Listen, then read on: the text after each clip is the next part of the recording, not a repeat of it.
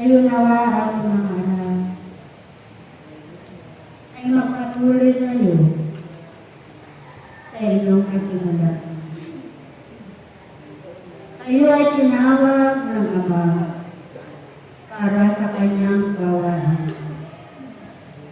Kaya aking mga anak ay pagbutihin ninyo ang inyong paglilingkod sa aking Ama makapangyarihan sa lahat.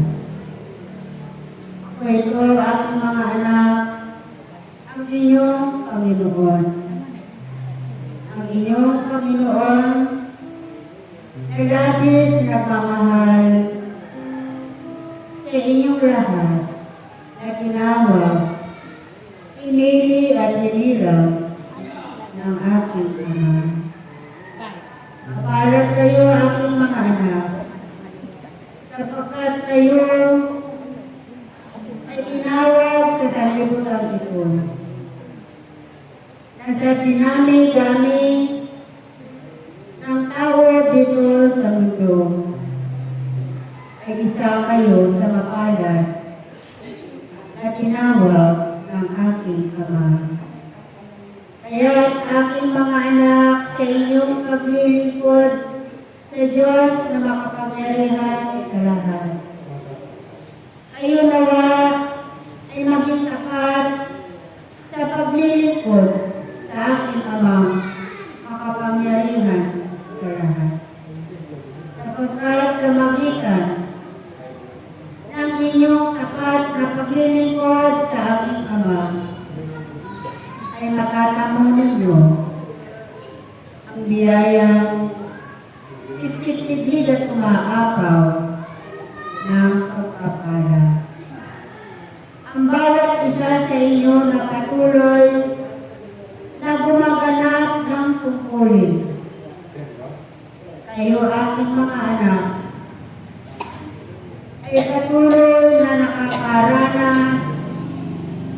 unting-unting kagalingan sa inyong mga karamdaman.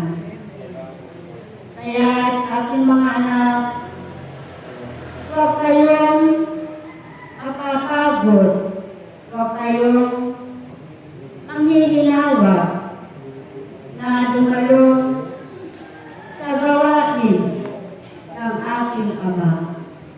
Sapagkat dito sa gawain ng aking Ama, ay dito kayo pagagalingin.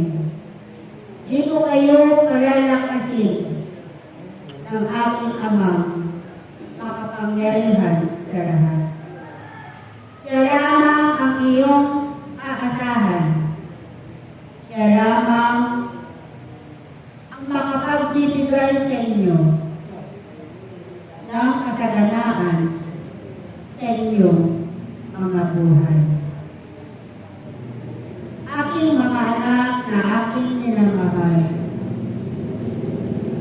naway manatili kayong nagkakaisa. Naway manatili kayong kumapit sa Diyos.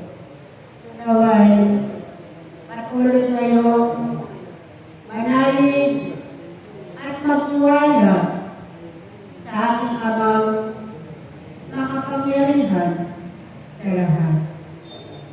Huwag kayong magtutubili na lumapit sa aking Ama kapag kayo ay mayroong mga pagsubok sa inyong mga buhay. Sapagkat ang Diyos ay laging nakaunat ang kanyang mga kamay upang kayo ay kanyang pupukin. Upang kayo ay kanyang i-comfort sa kanyang mga kamay. Kaya't aking mga anak, maging matatag kayo sa mga pagsubok na inyong nararanasan sa inyong mga buhay.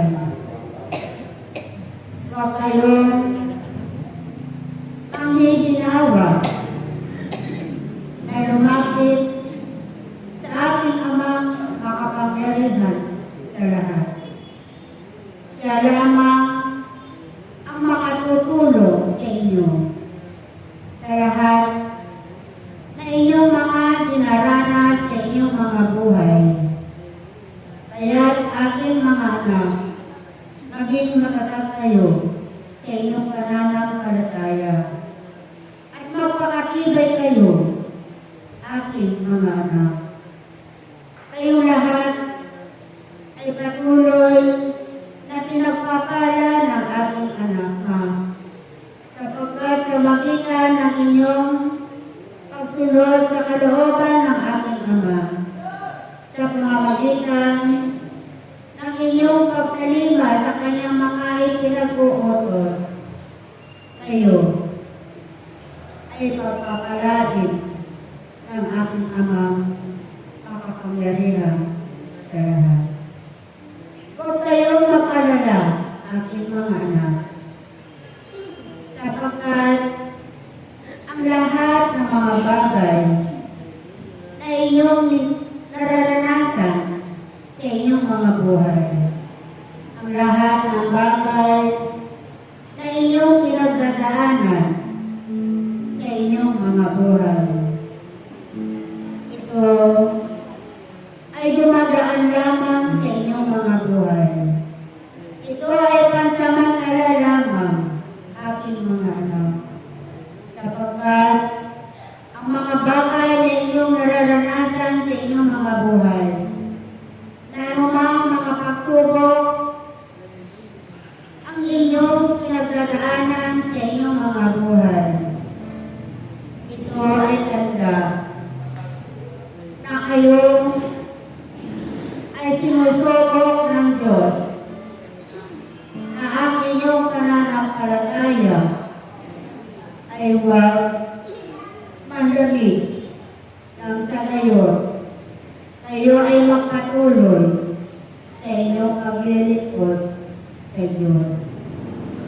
aking mga anak, nawa ang bawat isa sa inyo ay huwag magsasawa sa pagdalo sa gawain ng aking Ama. Kayo ay huwag mapagod sa pagdalo sa gawain ng aking Ama, sapagkat ito ang magbibigay sa inyo ng kasaganaan sa inyong mga buhay. Ito ang magliligtas sa inyo, aking mga anak. Kaya magpatuloy kayo sa inyong paghayo. Magpatuloy kayo sa gawain ng aking Ama. Aking mga anak, ang bawat isa sa inyo ay patuloy na manalig at magtiwala sa Diyos na inyong tinatawag araw-araw. Patuloy ninyong tatawagin ang kanyang banal na pangalan, sapagkat ang kanyang banal na pangalan ay makapangyarihan. At ang pangako ng aking Ama na sa sandaling tinatawag ninyo ang kanyang banal na pangalan, siya ay parang kidlat na darating sa inyong mga buhay upang dalhin ang inyong mga pangangailangan, upang tugunin ang inyong mga kahilingan. Kaya't aking mga anak, huwag kayong magsasawa na tumawag sa pangalan ng aking Ama. Sa lahat ng oras ay lagi ninyong babanggitin ang pangalan ng Ama. Kayong lahat, aking mga anak, ay pinagpapala ng Diyos. Kayong lahat ay patuloy na pinagagaling ng aking Ama at patuloy niyang inaayos ang inyong mga kalusugan. Ako'y nagpapasalamat sa lahat, aking mga anak, sapagkat hindi ninyo kailangan pinabayaan ang gawain ng aking Ama. Ito ay tinakda ng aking Ama sa bawat isa sa inyo. Ito ang lagi ninyong tatandaan, na kayo ay tinawag ng aking Ama para sa ganitong gawain. Kaya maging matatag kayo, aking mga anak, at maging masipag kayo sa pagdalo sa gawain ng aking Ama. Maraming salamat sa inyo, aking anak. Maraming salamat sapagkat patuloy ninyong iaalay ang inyong mga oras at panahon. Patuloy kayong nagsasakripisyo. Patuloy kayong nagpapagal para sa gawain ng aking Amang makapangyarihan sa lahat. Aking mga anak, huwag kayong mag-alala, sapagkat ang pangako ng aking Ama ay kanyang ipagkakaloob sa inyo sa tamang panahon, sa tamang oras, sa panahon na tinakda ng aking Ama.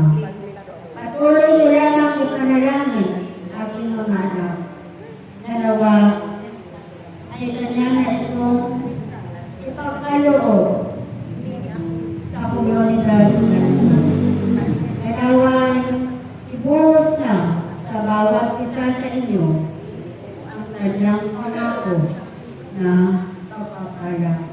Salamat sa inyo, aking mga anak, at naway inyong ipagkaloob sa bawat isa sa inyo ang kapayapaan na mula sa Diyos.